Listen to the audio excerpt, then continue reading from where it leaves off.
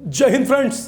दुनिया को राजा बनने की टेक्निक सिखाने वाले हमारे गुरुजी अब खुद राजा नहीं बन रहे हैं, सेवक बनना चुन लिया है। जी, नेताजी लोग अपने आप को यही कहते हैं ना, आपका बेटा, आपका भाई, जनता का सेवक। तो जनता का सेवक बनने की अब अवध ओझा जी ने भी ठान ली है। काहे कि उनके मन में जो राजनीति के कट्टे बहुत दिन से दगे जा रहे थे, उसको गुरु अब मिल गया है मंच। उन्होंने ज्वाइन कर ली है आम आदमी पार्टी। ये आप सबको पता है। हम इसके आगे की कहानी बताएंगे, इसके पीछे की कहानी बताएंगे और बताएंगे कि अवध ओझा क्या बला है। कई मौकों पर प्रधानमंत्री नरेंद्र मोदी, राहुल गांधी की तारीफ करने वाले ओझा जी अरविंद केजरीवाल के साथ हो लिए हैं। उनका एक वीडियो हमारा बड़ा वायरल हो रहा है। सौरभ जी ने लल्लन टॉप के पटना अड्डा में उनसे पूछा कि कौन नेता बढ़िया लगता है, तो बोले नरेंद्र मोदी बढ़िया नेता थे, अब राहुल गांधी हैं। और आज जब उन्होंने आम आदमी पार्टी ज्वाइन कर ली तो लोग कह रहे हैं राहुल गांधी बढ़िया नेता थे, अब अरविंद केजरीवाल हैं, क्योंकि आधिकारिक रूप से उन्होंने आम आदमी पार्टी की सदस्यता ले ली और इसकी चर्चा खूब है। चर्चा उनकी राजनीति में आने को लेकर के बहुत दिनों से थी और वो भी बहुत दिन से इसको राजनीति में आने के लिए छटपटा रहे थे, ऐसा जानकार कहते हैं। अब उनकी जब पारी शुरू हुई 2 दिसंबर को अवध ओझा आप संयोजक अरविंद केजरीवाल, मनीष सिसोदिया से एक ही गाड़ी में बैठ के गए और पार्टी ज्वाइन कर ली। तो वो क्या कहते थे तुम राजा हो, राजा जैसा एटीट्यूड रखो। राजा की अगली चाल क्या होगी ये राजा के सिवाय किसी को नहीं पता होनी चाहिए। ये कर सको तो समझो राजा हो तुम। तो यही कुछ करते हुए वो राजा की तरफ से आगे बढ़ के सेवक वाली कतार में लगने पहुंच गए। इंटरनेट पर अपनी क्लास में राजा बनाने की राह सुझाने वाले अवध ओझा के भीतर ऐसा व्यक्तित्व तो कैसे आया। वो सीधे, सपाट और स्पष्ट जवाब देने के लिए जाने जाते हैं। उनकी जो राजनीति में जो मेन गुण होना चाहिए, बात करने की, बोलने की, जनता को रिझाने की वो टेक्निक, कुल मिला कहें तो राजनीति में गुरु चाहिए ज्ञान, लब्बाजी और बकैती। और इन तीनों का कॉकटेल ओझा जी लिए आम आदमी पार्टी में चले गए। लेकिन इसकी झलक उनके जीवन में पहले से ही नजर आती है। तो आज हम उनका आपको पूरा तिया पाचा समझा देते हैं। उत्तर प्रदेश में एक जिला है गोंडा, ठीक है, नाम सुना होगा आपने। ओझा जी का गांव है ओझा का पुरवा। जन्मे वहां पे। उनकी माताजी बैरिस्टर, वकील और पिताजी मास्टर।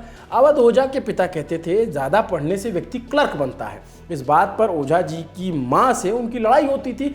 अब वो दावा ये भी करते हैं कि एक बार तलाक तक बात पहुंच चुकी थी, लेकिन खैर आम घरों में ऐसे माता पिता की लड़ाई झगड़े चलते रहते हैं। एक बार उनके पिता ने उनको सिगरेट पीते हुए धर लिया, ऐसा उन्होंने ही बताया। उन्होंने कहा कि अवध से पूछा कि इस समय कौन सी सिगरेट का ब्रांड पी रहे हो, कौन सा चल रहा है। जवाब में उन्होंने कोई सिगरेट का नाम बताया तो पिताजी सिगरेट के 2 पैकेट, एक एस्ट्रे और एक लाइटर ले आए। पिता ने अवध ओझा को पैकेट दिए, कहा घर में बैठ के पिया करो, चोरों की तरह दुकान के पीछे छुप कर सिगरेट मत पिया करो। हालांकि अवध ओझा बताते हैं कि इसके बाद वो सिगरेट नहीं पीते, सिगरेट पीने छोड़ दिए। तो यहाँ से शुरू होती है अवध ओझा की कहानी और फिर वो होते हैं वायरल। कब? कोविड के टाइम में। तो कहानी ये कि 18 या 19 साल की उम्र रही होगी, अवध ओझा जी के ऊपर केस चल रहे थे, ऐसा उन्होंने दावा किया। बताते हैं कि इनमें से कुछ केस फर्जी थे और एक घटना का जिक्र तो हमारे इंटरव्यू में कर गए थे कि गोली चलाई थी उन्होंने। और बताया कि जो हमारा जो इंटरव्यू हुआ था 2022 में डीएसटी न्यूज़ रूम, उसमें कहा कि चरस फिल्म देखने गए थे सिनेमा हॉल। वहाँ किसी ने मुझसे कहा कि तुम स्कूटर से चलते हो, बहुत रंगबाजी करते हो, और इतना कहे कि उनको थप्पड़ मार दिया। मैंने फिल्म छोड़ी और घर चला गया, एक दोस्त के पास गया और बोला इसको मारना है। इसके बाद गोली चला दी। 1 महीने फरार रहा, फिर माँ ने जमानत करा दी, जेल नहीं जाना पड़ा। माताजी वकील हैं, कुछ तो फायदा मिलना चाहिए, ऐसा ओझा जी को मिला। ओझा जी के मुताबिक अवध ओझा बताते हैं कि उनकी माँ 1980 के दशक में गोंडा में प्रैक्टिस करती थी। उस समय वो इकलौती महिला वकील थी। एक दफ़ा कोर्ट जा रही थी तो किसी ने उन्हें रोक के कहा कि अरे तुम अकेली महिला हो जो ये वकालत कर रही हो। तो इस पर माताजी ने उनके उस व्यक्ति को पटक के पीट दिया। ये ऐसा उन्होंने बताया कि पिटाई कर दी। इसके बाद उनकी माँ की छवि एक दबंग वकील के तौर पे बन गई। गोंडा के फातिमा इंटर कॉलेज में पढ़ाई करने के बाद ओझा जी प्रयागराज पहुँचे, हमारे शहर जो तब इलाहाबाद हुआ करता था। वहाँ उन्होंने अपनी पढ़ाई जारी रखी और जारी रखी अपनी विद्वता में, अपनी बकैती में बढ़ोतरी। इसके बाद यूपीएससी की तैयारी की, दिल्ली पहुंचे, परीक्षा दी, प्रीलिम्स तो निकल गया लेकिन मेंस नहीं निकल पाया। इसके बाद उन्होंने बच्चों को कोचिंग पढ़ाना शुरू किया। शुरुआत में अपने एक दोस्त के कोचिंग संस्थान में पढ़ाते थे। मीडिया रिपोर्ट्स के मुताबिक उनके बच्चे जो उनसे पढ़ते थे वो बहुत उनको पसंद नहीं आता था, तब तरीका ज़माना अलग था। इसके बाद उन्होंने अपने टीचिंग स्किल्स का प्रयोग किए, उसका फ़ायदा हुआ। साल 2005 में उन्होंने दिल्ली के कई सारे कोचिंग करियर में पढ़ाना शुरू किया। उनका करियर वहाँ से शुरू हुआ। कई बड़े कोचिंग संस्थान जैसे चाणक्य, IAS अकेडमी और बाजीराव एंड IAS में उन्होंने पढ़ाया। अवध ओझा दिल्ली में अपने संघर्ष के बारे में बताते हैं कि वो दिन में कोचिंग पढ़ाते थे और रात भर काम करते थे। 2006-07 का वाकया बताते हैं, कहते हैं उन्होंने अपना संस्थान खोल दिया था, ऊष्मा कोचिंग सेंटर। घर से तो कोई पैसा मिल नहीं रहा था और पैसे घर में थे भी नहीं तो वो हमें देते भी नहीं। खुद से कोचिंग सेंटर का रेंट देना होता, घर का किराया, दिल्ली में रहना, तब मुखर्जी नगर का खर्चा होता था 20,000 रुपये महीना। ये सारे खर्चे वहन करने होते थे, इसलिए रात में काम करना पड़ता था और सुबह क्लास लेते थे।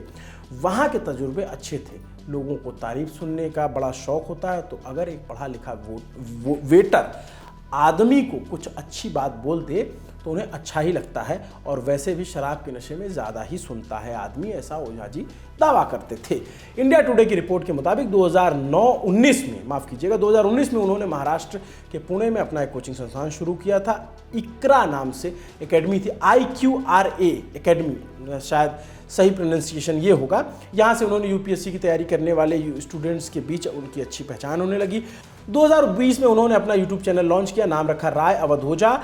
यहाँ से उन्होंने इंटरनेट के एल्गोरिदम को साधने की कोई कसर नहीं छोड़ी, क्लास के बीच बीच में अति उत्साह से भरे और कभी कभी पॉलिटिकली इनकरेक्ट बातें भी करते थे और उसके लिए वो ट्रेंड भी करते थे। हालांकि वो बताते हैं कि जब वो बाजीराव में थे तब से उनके बच्चे वीडियो बना लेते थे। ऐसे ही एक वीडियो वायरल हुआ और वहीं से उनको आइडिया आया कि गुरु जब वायरल होता है तो चीज़ें चलती हैं, दुकान चल पड़ती है, तो क्यों ना वायरलिटी की अपनी एक दुकान खोल ली जाए। और फिर जो हुआ सो सब जानते ही हैं, जो तैयारी करते हैं वो भी अवध ओझा को जानते हैं, जो नहीं करते हैं वो भी जानते हैं। और फिर कोविड महामारी का वक्त, सारे कोचिंग संस्थान बंद, ऑफलाइन क्लास बंद हो गए, तब ओझा जी इंटरनेट का साथ मिला और इंटरनेट सनसनी बन गए। आप जानते हैं कि अवध ओझा का अपना एक स्टाइल है, राजनीतिक बयान को लेकर चर्चा में रहने लगे। समय समय पर अवध ओझा की राजनीतिक पसंद बदलाव देखे गए। मसलन एक वक्त वो प्रधानमंत्री नरेंद्र मोदी के भयंकर मुरीद हुआ करते थे, राहुल गांधी मजाक उड़ाते थे।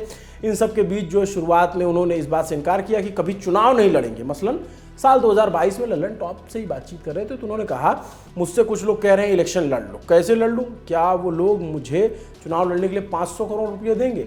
मैं कभी चुनाव नहीं लड़ूंगा, कभी नहीं। हालांकि अगर कोई राज्यसभा में ले जा करके बिठा दे तो वो बात अलग है। तो यानी राजनीति में आने की इच्छा ओझा जी की 2022 से ही थी और 2023 और 24 के लोकसभा चुनाव में तो खूब परवान भी चढ़ी, टिकट भी मांगा। खुद ही बताया कि अमेठी से कांग्रेस का टिकट मांग रहे थे और प्रयागराज से बीजेपी से टिकट मांग रहे थे।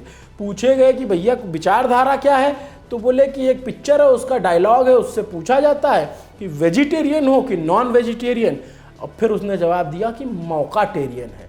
तो मौकाटेरियन वाली बात जो है यहाँ भी लागू हो गई, क्योंकि कांग्रेस में भी नहीं गए, बीजेपी में भी नहीं गए, चले गए आम आदमी पार्टी में। और आम आदमी पार्टी में जाकर शिक्षा में काम करने का उन्होंने दावा और वादा किया है। अरविंद केजरीवाल और मनीष सिसोदिया ने खुद इस बात को लेकर उन्हें उनकी तारीफ भी की। और इससे पहले जो लल्लन टॉप के गेस्ट न्यूज शो में आए थे वो, तो उन्होंने कहा था किसी भी दल से चुनाव लड़ने से इनकार कर दिया था। उन्होंने कहा था कि मैं भाजपा या कभी किसी पार्टी को से चुनाव नहीं लड़ने वाला हूँ, मैं स्कूल खोलने जा रहा हूँ 2023 में इलाहाबाद में, क्योंकि पढ़ाई लिखाई ने मुझे नाम दिया, इज्जत दी, पैसा दिया, तो मैं तो उसी विधा को आगे बढ़ाऊंगा। हाँ, मेरे साथ जो लोग रहते हैं वो राजनीति करेंगे, मैं ऐसे लोगों की टीम ही तैयार कर रहा हूँ। पढ़े लिखे लोग हैं, लॉयर हैं, डॉक्टर हैं, IPS हैं, IAS हैं।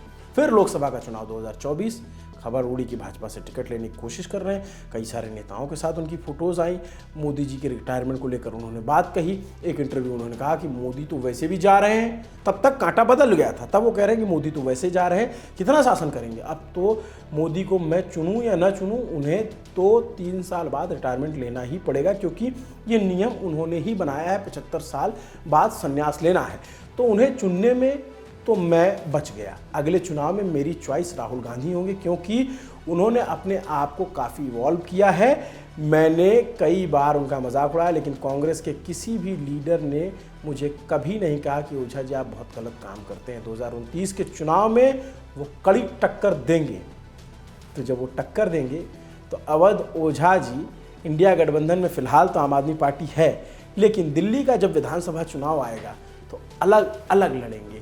तो कांग्रेस का कैंडिडेट अगर उनको टिकट मिला तो क्या पता उनके खिलाफ हो, तो क्या राहुल गांधी के वो इतने मुरीद रह पाएंगे, इतने मुरीद रह जाएंगे? सवाल है। लोकसभा चुनाव में बीजेपी से टिकट ना मिलने पर अवध ओझा कहते हैं पार्टी ने अपना एक सांसद खो दिया। वो बताते हैं कि अगर टिकट पार्टी मुझे देती तो उनके सांसद की लिस्ट में एक सांसद ज़्यादा होता। लेकिन शायद भगवान को वो मंजूर नहीं था। तो जो बुलाएगा उसी की तरफ जाएंगे, लेकिन राजनीति करनी थी, वो मेन टारगेट है। अभी अक्टूबर 2024 के ललन टॉप बिहार अड्डा कार्यक्रम में उन्होंने बिल्कुल उनसे सीधा सवाल पूछा गया था, जिसका जिक्र मैंने आपको पहले बताया कि राहुल गांधी और मोदी में कौन नेता अच्छा लगता है। तो उन्होंने जो जवाब दिया वो भी खूब वायरल है, लेकिन उन्होंने ये भी कहा था कि मैं अपनी पार्टी बनाऊंगा। अपनी पार्टी बनाने की बात तो दूर हो गई, अब उन्होंने आम आदमी पार्टी ज्वाइन कर ली। इसी साल 27 जुलाई को दिल्ली के ओल्ड राजेंद्र नगर में एक अनहोनी हुई राव IAS कोचिंग सेंटर में, आपको याद है। तब भी अवध ओझा खूब निशाने पे लिए गए। यूपीएससी के स्टूडेंट उनसे सवाल पूछ रहे थे कि क्यों आप इतने लोकप्रिय हुए, हमारे बीच क्यों नहीं आए। उसके बाद ओझा जी का मैंने ही इंटरव्यू किया था, फिर वो बोले कि नहीं, कुछ घरेलू दिक्कतें थी, कुछ परेशानियां थी, उस वजह से नहीं आ पाया।